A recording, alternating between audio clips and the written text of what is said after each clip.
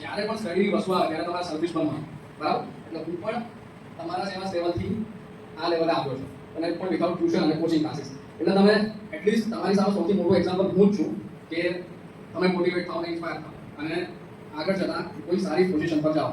બીજા કોઈએ કંઈક કહેવું હોય તો તમે ઇન્ટરેક્ટ કરી શકો કે માનો મારે આ બનવું છે તો શું કરવું.